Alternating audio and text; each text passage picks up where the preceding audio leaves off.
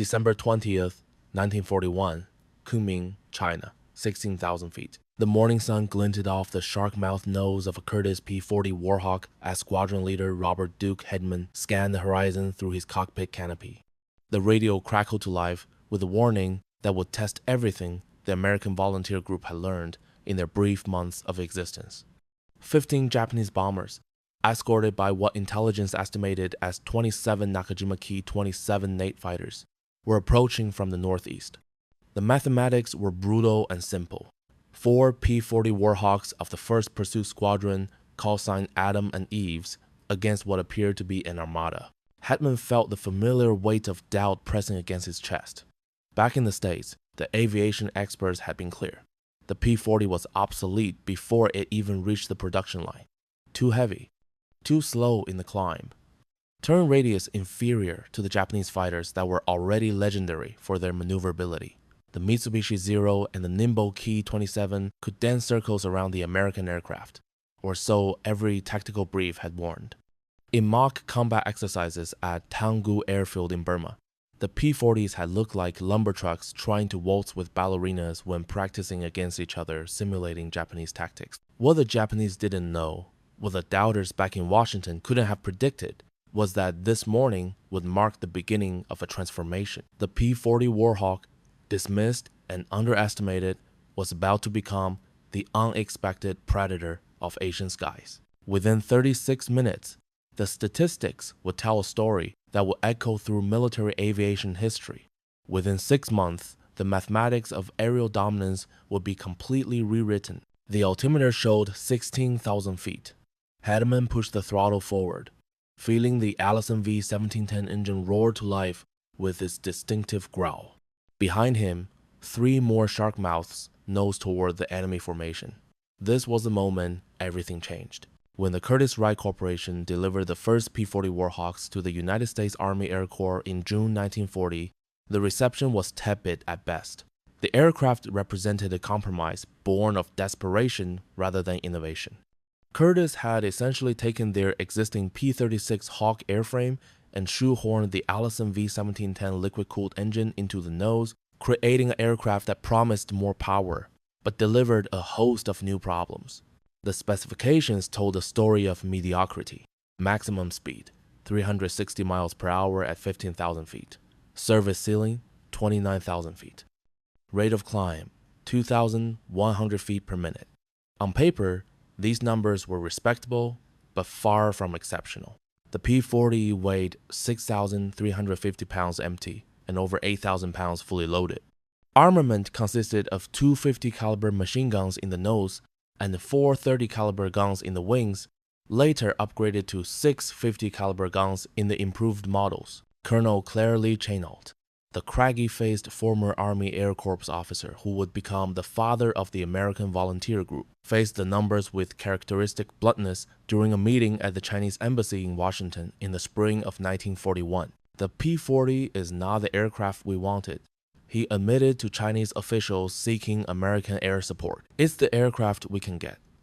The British had already rejected thousands of early model P-40s as unsuitable for combat over Europe, where the Messerschmitt Bf-109 and Focke-Wulf FW-190 represented the cutting edge of fighter design. These cast-off aircraft, designated Tomahawk Mark 1s and Mark 2s by the RAF, would form the backbone of Chennault's volunteer force. The criticisms were legion and specific. Lieutenant Robert Lee Scott, who would later fly with the China Air Task Force, wrote in his diary upon first seeing the P-40, "The cockpit is cramped, visibility is poor, and it handles like a pregnant water buffalo at low speeds." Test pilots at Wright Field in Ohio reported that the P-40 could be outturned by virtually any fighter aircraft of its era. In a turning engagement, the heavier American fighter needed twice the radius of a Japanese Ki-27 to complete a circle. Aviation historian and designer Dutch Kindleberger of North American Aviation, which would later produce the superior P-51 Mustang, was even more damning in a letter to General Henry Hap. Arnold dated April 1941, "The P-40 represents everything we've learned not to do in fighter design. It's too heavy, underpowered for its weight, and its wing loading makes it a sitting duck against lighter opponents. I give it 6 months before combat losses forced a complete tactical rethinking. The technical problems were real and numerous. The Allison engine had no two-stage supercharger, meaning the P-40's performance deteriorated rapidly above 15,000 feet. At 20,000 feet, where much of the air combat over Europe took place, the P-40 was gasping for air while its opponents were just reaching peak performance. The aircraft's weight meant acceleration was sluggish. In a dive, the P-40 could build speed impressively, but recovering that energy in a climb was painfully slow. Training accidents reinforced the perception of inadequacy. Between July and November 1941, as the American volunteer group trained at Taungoo Airfield in Burma, 7 P-40s were lost to accidents. Pilots struggle with the aircraft's ground handling characteristics. The long nose required S-turning on taxiways to see ahead. The narrow landing gear made ground loops common.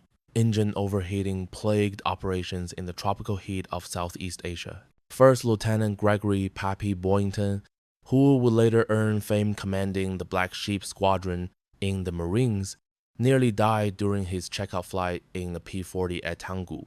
"The damn thing tried to kill me 3 times in one flight," he later wrote. First, on takeoff when it wanted to swap ends. Second, when I tried a combat turn and nearly spun it. And third, on landing when it ground looped despite my best efforts. I remember thinking, this is what we're supposed to fight the Japanese in? The Japanese, meanwhile, had spent years perfecting their fighter doctrine and aircraft. The Mitsubishi A6M0, introduced in 1940, represented a radically different design philosophy, where American designers prioritized pilot protection, rugged construction, and firepower. The Japanese sacrificed armor and fuel tank protection for extreme lightweight and maneuverability.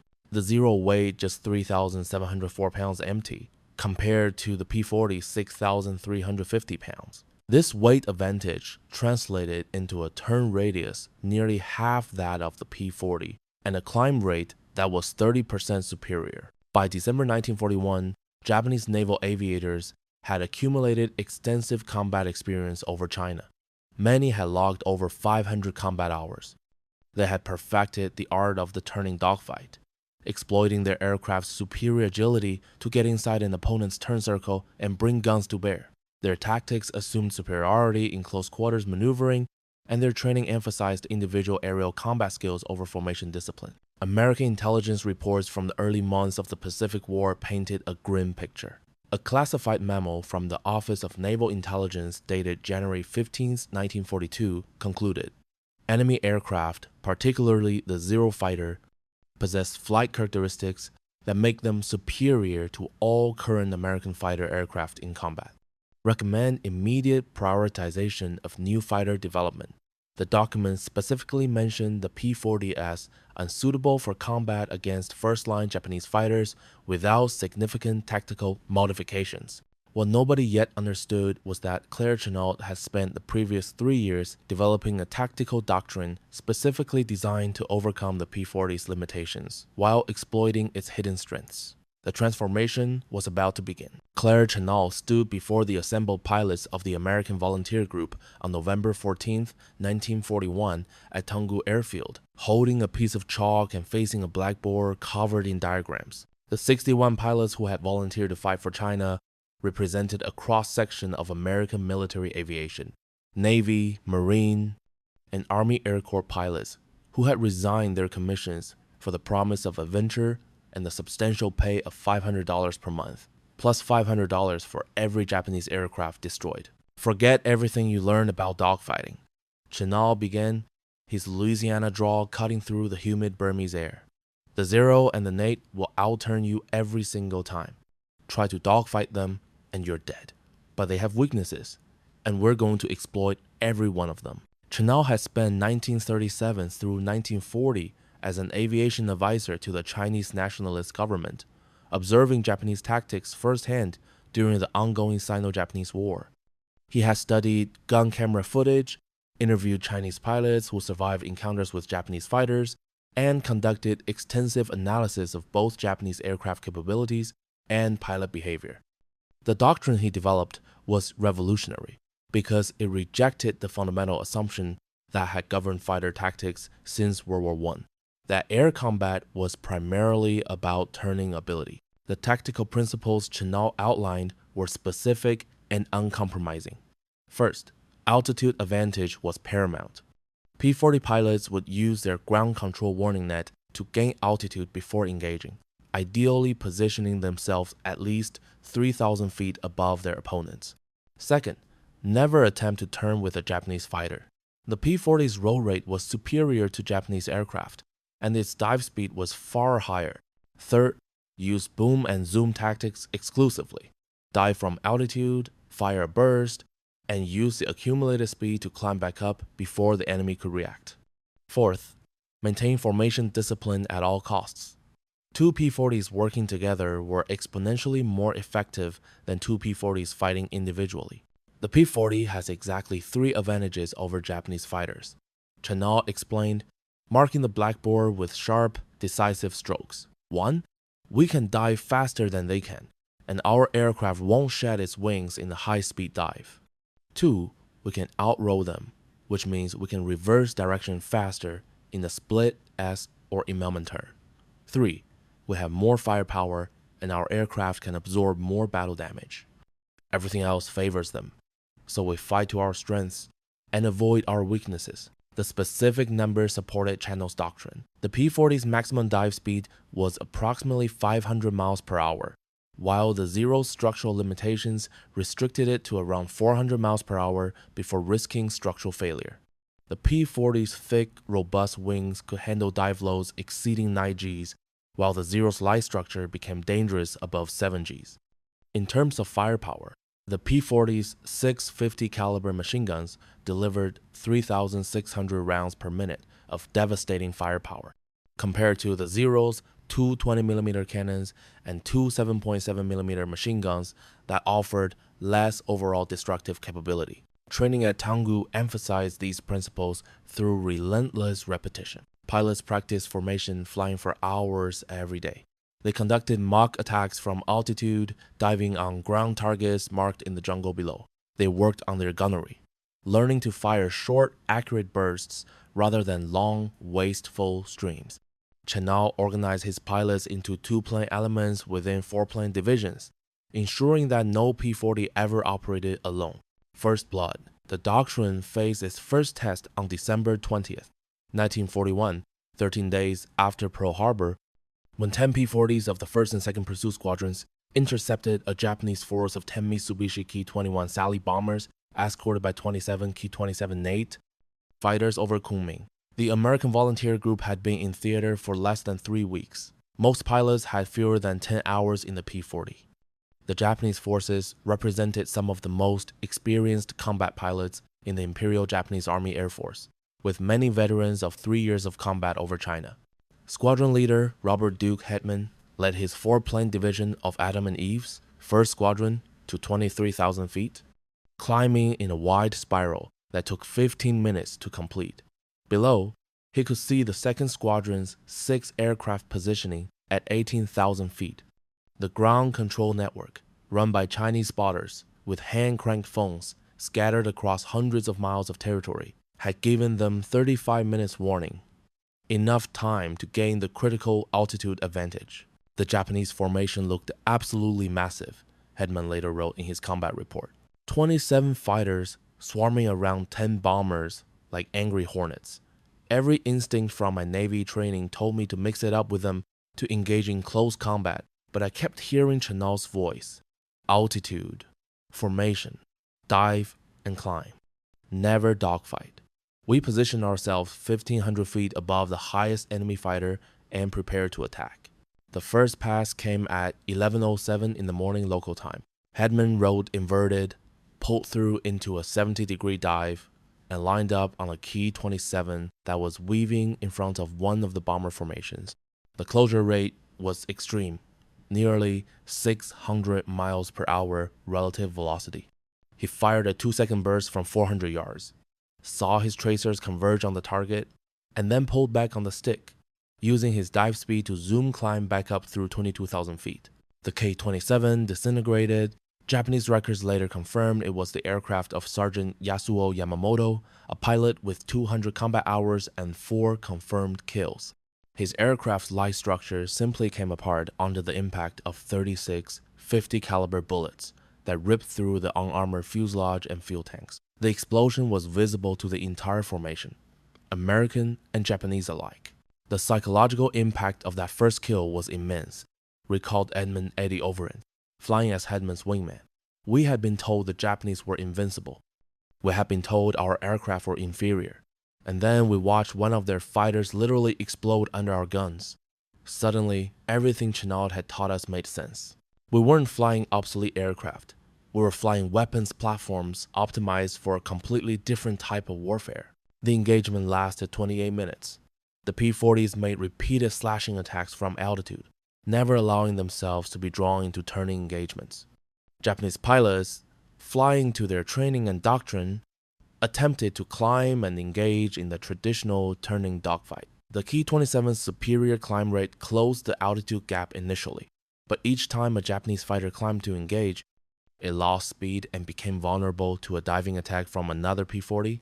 The American formation discipline held perfectly. No P-40 operated alone. Each diving attack was covered by a wingman who remained at altitude, ready to dive on any Japanese fighter that pursued. The results were extraordinary. 4 Ki-27 fighters were destroyed with certainty, and 3 more were claimed as probable kills based on observed damage and smoke trails. 2 Ki-21 bombers went down in flames. Not a single P-40 was lost. Not a single P-40 was damaged. The engagement demonstrated that the tactical doctrine could work, but it was a small sample size. The true transformation was just beginning. The strategic situation in Southeast Asia in late December 1941 was desperate. The Japanese invasion of Burma threatened the Burma Road, the vital supply line connecting Allied forces in China to the port of Rangoon. If Rangoon fell, China would be cut off from Western supplies, potentially forcing Chinese forces to surrender and freeing hundreds of thousands of Japanese troops for operations elsewhere. On December 23, 1941, 16 P-40s of the American Volunteer Group deployed to Mingaladon Airfield outside Rangoon to reinforce the RAF's minimal fighter defenses. The Japanese response was immediate and overwhelming. Between December 23rd and December 25th, the Japanese Army Air Force launched 3 major raids against Rangoon, each involving over 50 bombers escorted by significant fighter cover. The Christmas Day raid has entered history as one of the most lopsided air battles of World War II. At 11:30 in the morning on December 25, 1941, 63K, 21 bombers, escorted by 25K, 27 fighters approached Rangoon from the northeast at 17,000 feet. Defending the city were 14 serviceable P-40s of the average's 1st and 2nd Pursuit Squadrons. The alert came with 40 minutes warning, allowing the P-40s to climb to 25,000 feet in a leisurely spiral, while remaining out of sight of the approaching Japanese formation. Flight leader Charles Oder, commanding 6 aircraft of the Hells Angels, 2nd Squadron, positioned his division 7,000 feet above the Japanese formation. "We own the sky up there," he recalled in a 1988 interview. The Japanese fighters were doing their job, weaving around the bombers, watching for an attack at their altitude. They never looked up.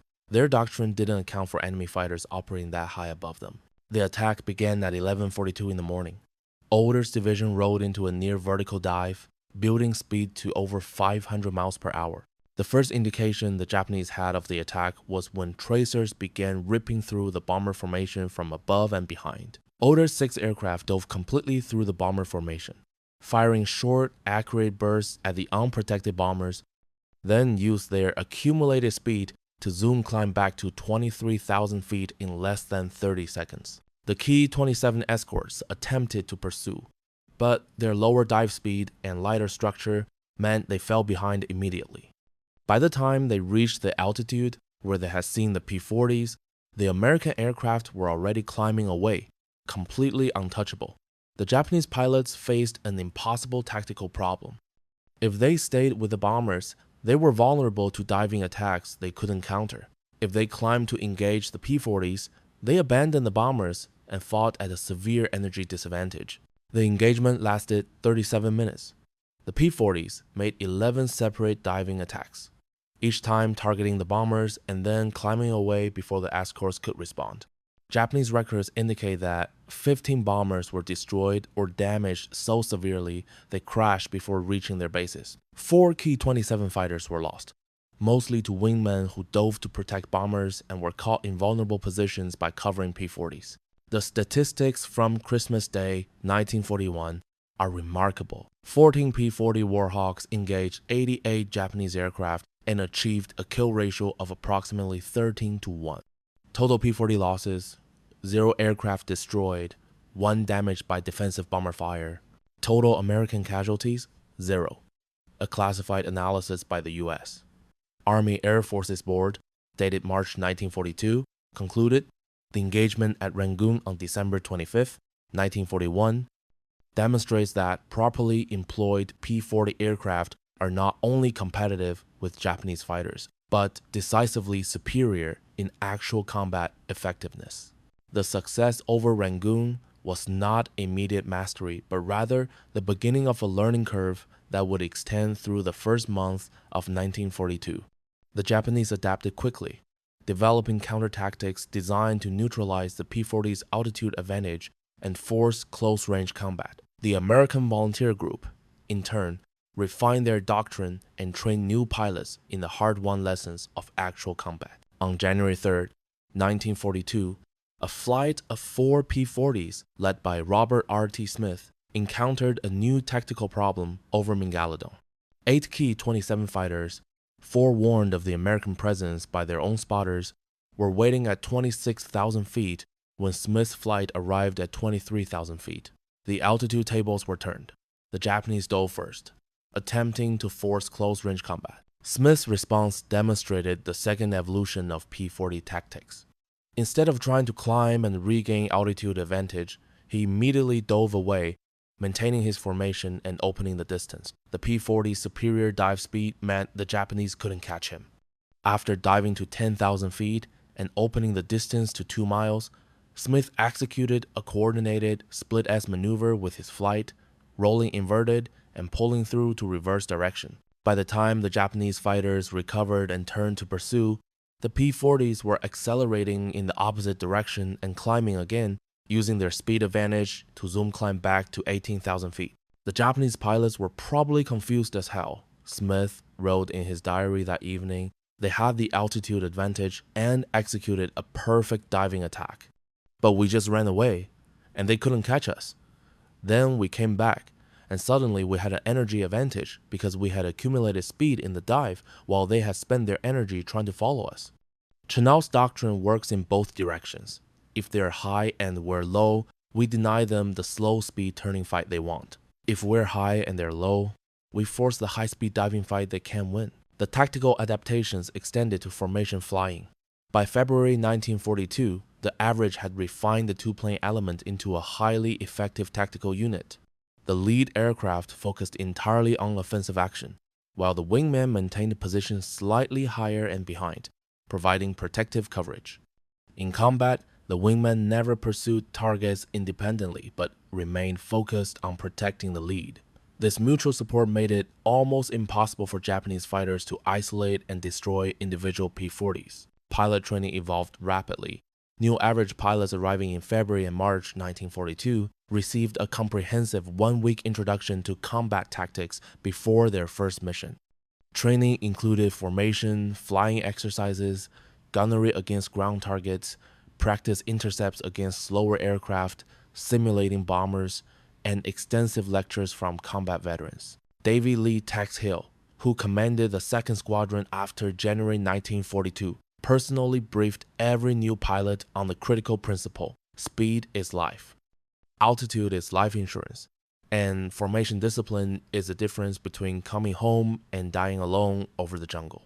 Gun camera footage from early 1942 demonstrates the evolution of P-40 gunnery. Initial attacks showed long, wasteful bursts from excessive range, often 500 yards or more, with minimal hits. By March, experienced pilots were holding fire until 300 yards or less, firing 2 to 3 second bursts with far higher accuracy. The limited ammunition load of the P-40, approximately 34 seconds of continuous fire from all 6 guns, demanded precise shooting. Training emphasized aimed fire over spray and pray tactics. Technical adaptations improved aircraft performance. Ground crews learned to optimize engine settings for the tropical climate, reducing overheating problems. The P-40E model, arriving in March 1942, provided all 6 50 caliber guns in the wings, instead of the mixed nose and wing mounting, improving harmonization and firepower. The addition of self-sealing fuel tanks and armor plate behind the pilot seat, already present in most P-40s but refined and improved, gave the aircraft significant survivability advantages over Japanese fighters. The January through March 1942 period saw 38 confirmed aerial engagements between average P-40s and Japanese fighters. The kill-loss ratio remained heavily in favor of the P-40s. 107 confirmed Japanese aircraft destroyed against 11 P-40s lost in combat, a ratio of approximately 9.7 to 1. More significantly, Japanese bomber losses over Burma reached the point where daylight raids became prohibitively expensive. By April 1942, the Japanese Army Air Force had effectively conceded air superiority over central Burma to fewer than 60 operational P-40 Warhawks. By the summer of 1942, the tactical transformation of the P-40 Warhawk from obsolete liability to combat-effective fighter was complete.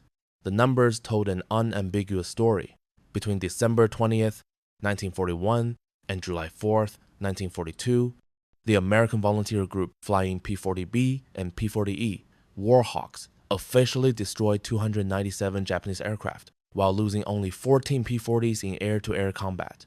This kill ratio of 21.2 to 1 represented one of the most dominant fighter performance records in aviation history. The analysis extended beyond simple kill ratios. A comprehensive study conducted by the U.S. Army Air Force's Tactical Center at Orlando, Florida, in September 1942, examined every documented engagement between P-40s and Japanese fighters in the China-Burma-India theater. The findings revolutionized understanding of fighter effectiveness. When P-40 pilots adhered to the boom and zoom doctrine and maintained formation discipline, their survival rate exceeded 97% per combat sortie. When pilots violated doctrine by attempting to dogfight Japanese aircraft, survival rates dropped to 68% per sortie, still better than anticipated, but far more dangerous. The study documented specific tactical scenarios with remarkable precision. In 46 engagements where P-40s initiated combat from altitude advantage, American pilots achieved 186 confirmed kills while suffering 0 losses. In 12 engagements where altitude advantage was neutral or slightly favored the Japanese, P-40s achieved 31 kills while losing 4 aircraft. In 3 engagements where Japanese forces held significant altitude advantage, and P-40 pilots chose to engage rather than disengage, Americans achieved 7 kills but lost 6 aircraft. The conclusion was inescapable. Tactics and doctrine matter more than raw aircraft performance specifications. Major General Claire Chennault, promoted and officially commanding the China Air Task Force by July 1942, summarized the transformation in a letter to General Henry Hap Arnold, dated August 15, 1942. The P-40 Warhawk, properly employed by trained pilots using appropriate tactics, is not merely competitive with Japanese fighter aircraft, but substantially superior in combat effectiveness. The aircraft, we were told, was obsolete, has proven to be one of the most cost-effective fighters in our inventory. The lesson is clear. Tactics and training overcome technological disadvantage. The industrial reality reinforced the tactical success.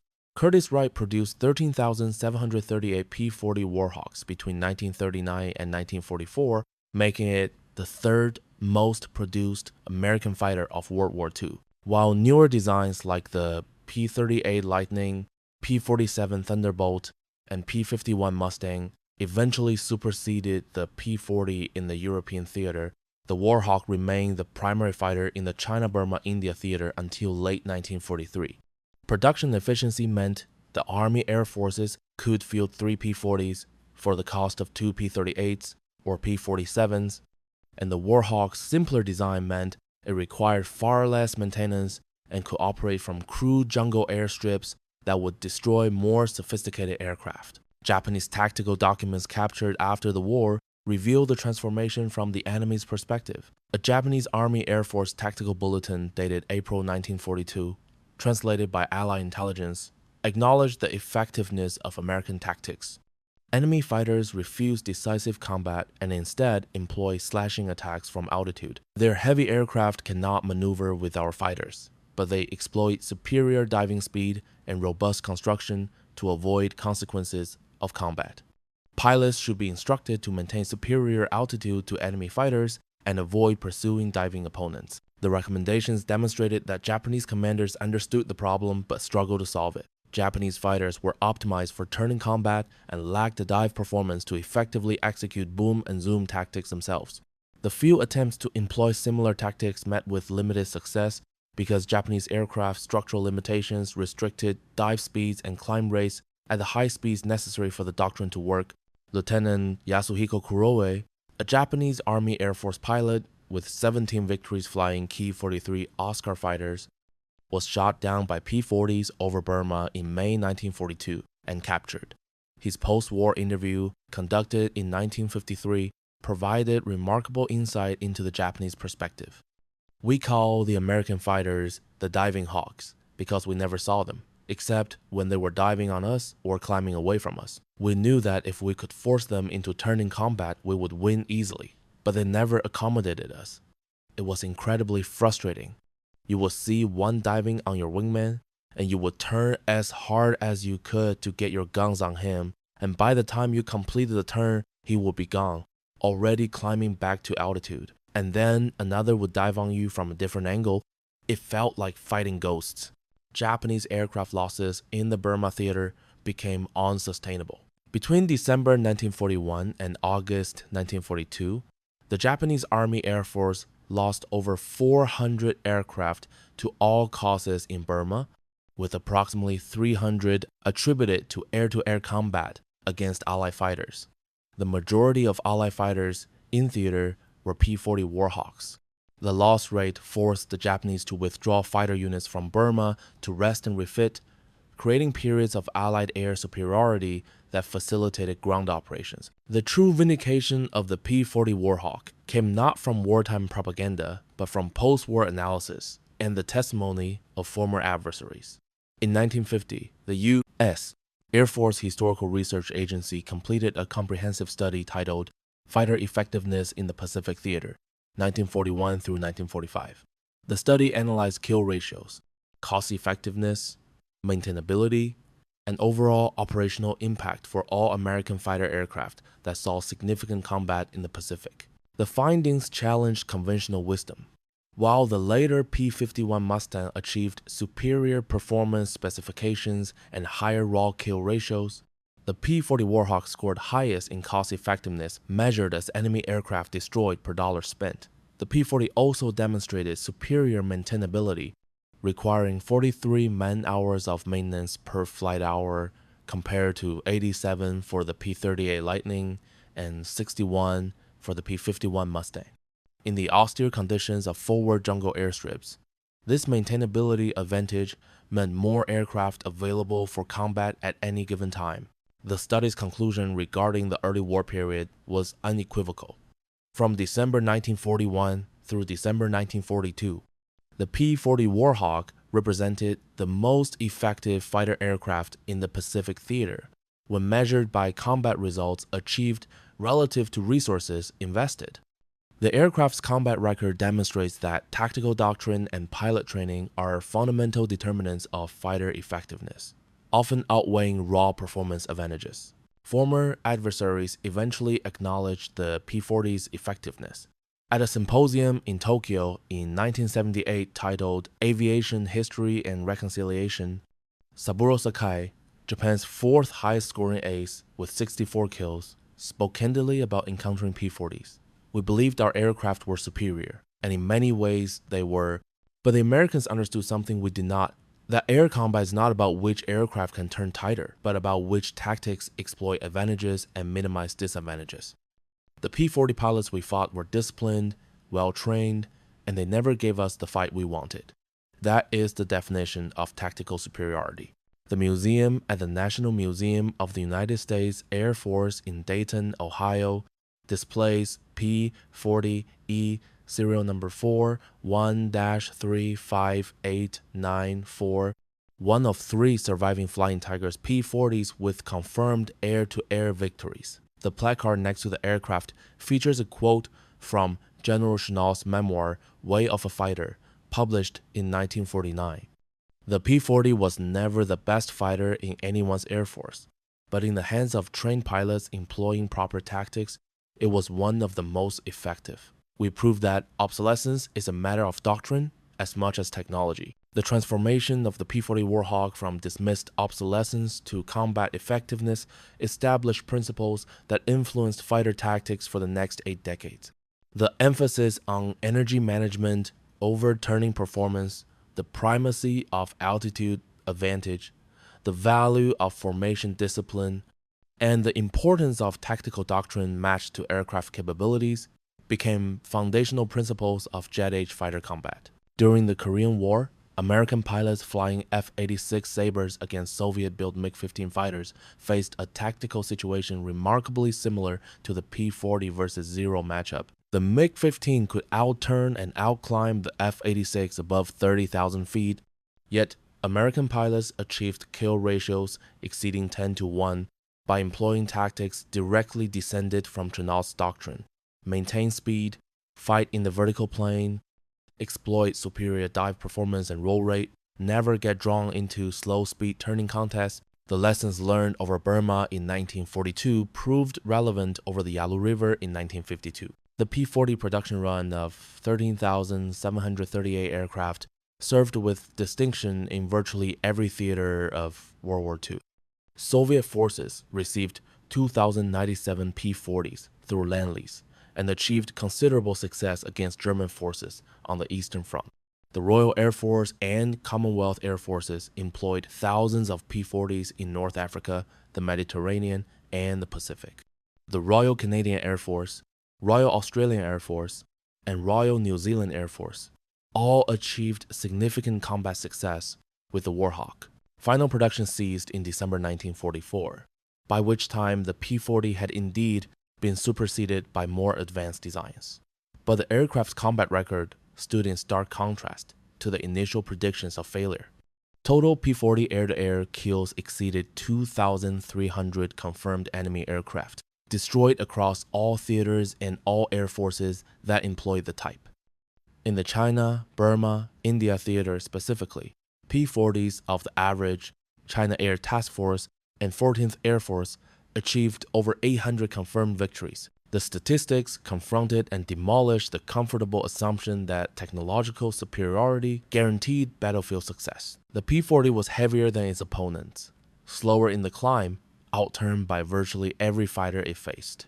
Yet it achieved some of the most dominant combat records in aviation history because its pilots understood how to fight to their aircraft's strengths while denying opponents opportunities to exploit their own advantages. In 1991, at a ceremony marking the 50th anniversary of the American Volunteer Group's first combat mission, 6 surviving Flying Tigers pilots gathered at the National Museum of Naval Aviation in Pensacola, Florida. Among them was Charles Older, then 76 years old, who had led the Christmas Day 1941 victory over Rangoon.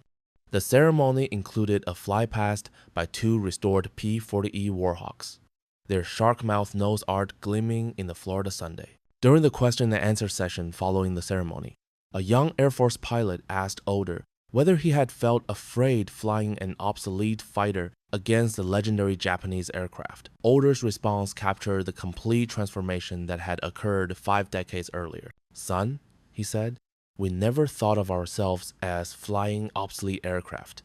We knew exactly what our P-40s could do and couldn't do. We knew the Zero could outturn us, outclimb us, and probably outrun us in level flight at high altitude.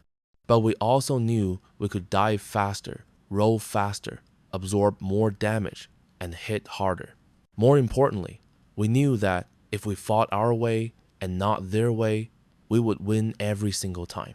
And we did." He paused, looking at the restored P-40 parked on the flight line, its shark teeth still fierce after half a century. That aircraft taught me the most important lesson of my life. It's not about having the best tools. It's about knowing how to use the tools you have better than your opponent uses his. The P-40 wasn't obsolete. It was revolutionary. We just had to prove it 30 seconds at a time, one diving attack at a time, one victory at a time. The shark's teeth gleamed in the afternoon Sunday. The mathematics of dominance, written in the sky over Burma and China 5 decades earlier, remained unchanged. 4 P-40s against 15 Japanese fighters. 4 P-40s that knew exactly how to fight. 4 P-40s that rewrote history. The statistics told the story. The numbers never lied. And the legend of the Warhawk lived on.